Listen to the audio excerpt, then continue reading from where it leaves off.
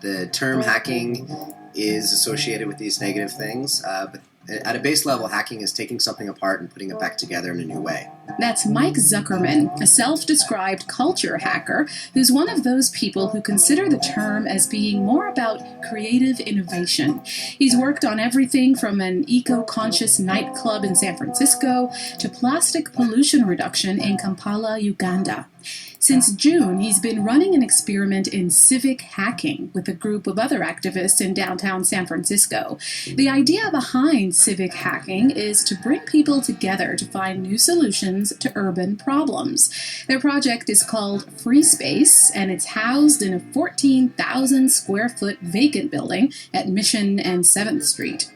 Its founders describe it as a temporary space for lasting change. The project has been so successful, its organizers were recently invited to the White House's Champions of Change program. KALW's Jen Sheehan paid Freespace a visit, and she brought back this sonic tour.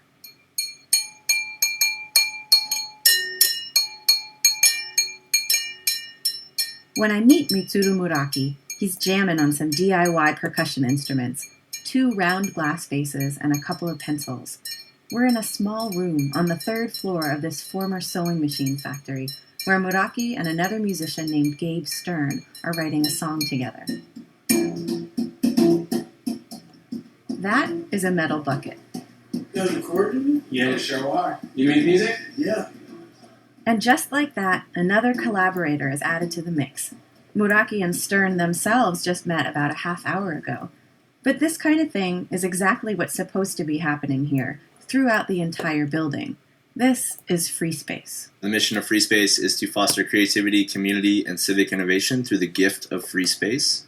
Morgan Fitzgibbons is one of about 10 organizers of the project. It began in coordination with a 48-hour hackathon called the National Day of Civic Hacking.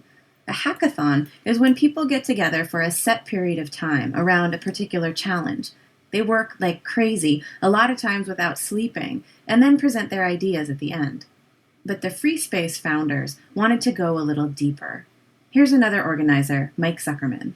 What we really wanted to show is, yes, that's a great format to state a problem set, to form teams around it, come up with solutions, present them, and we just really wanted to extend that over a longer period of time.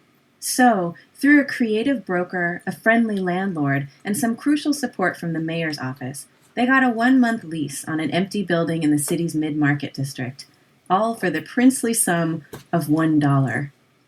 The concept of Freespace was inspired by community projects like the Commonwealth Club, Fela Kuti's Shrine, Burning Man, and the Diggers. They were the legendary theater and activist group from the 60s that brought the ethos of free to San Francisco. Again, Morgan Fitzgibbons. Diggers do, right? That was one of their taglines. Diggers do.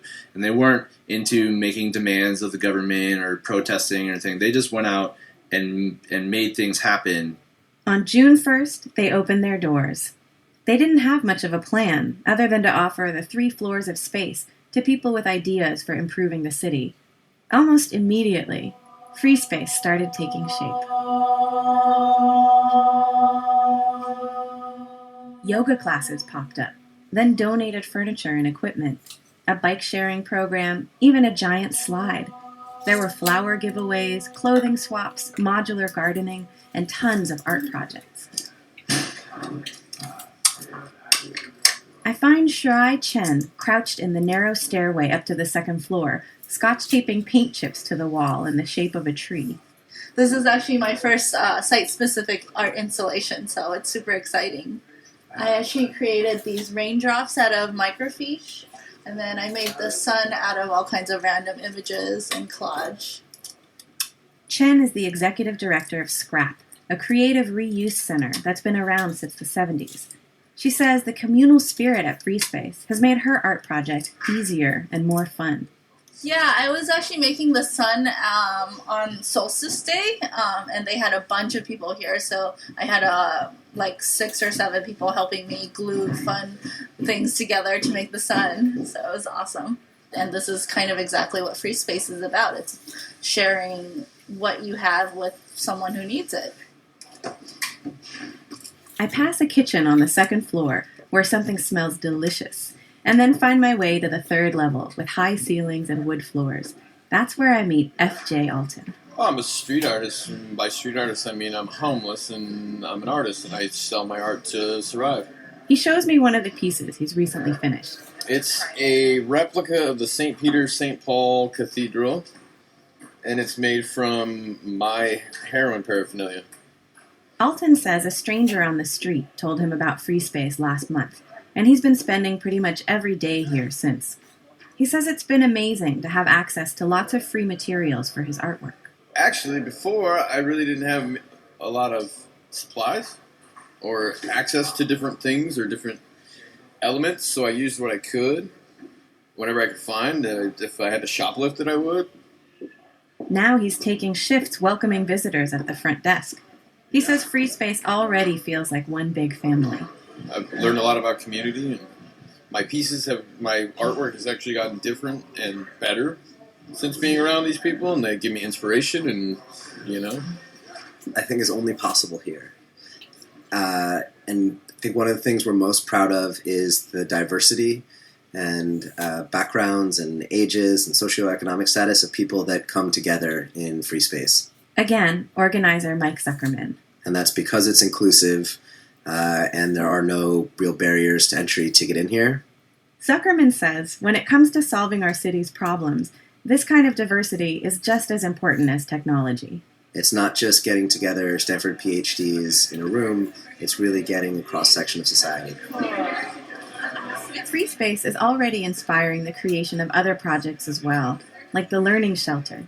It's a 90-day housing plus job training program for homeless people that will be run out of a shipping container. On a recent night, there's a kind of hack within a hack, or a day-and-a-half hackathon at Freespace to help the project come to life.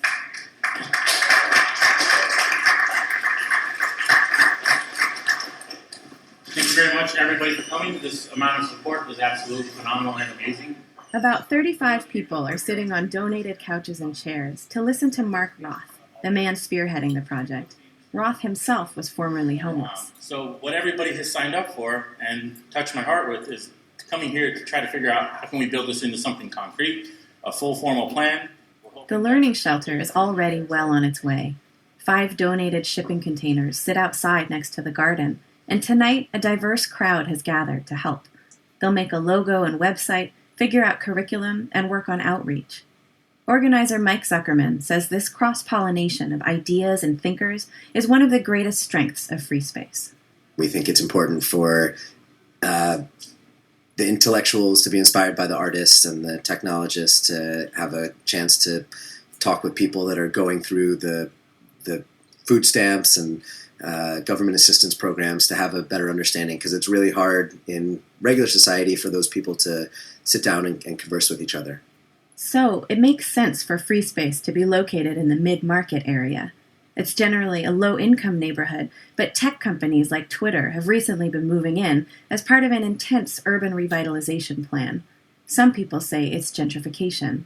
But for us to just be here and say, this is not only important, but it's really cool and fun, and something that you should probably be engaged in, is sort of a, shot across the bow of sorts to just let people know it's okay to make a lot of money, but it's what you do with that money that's really the important thing.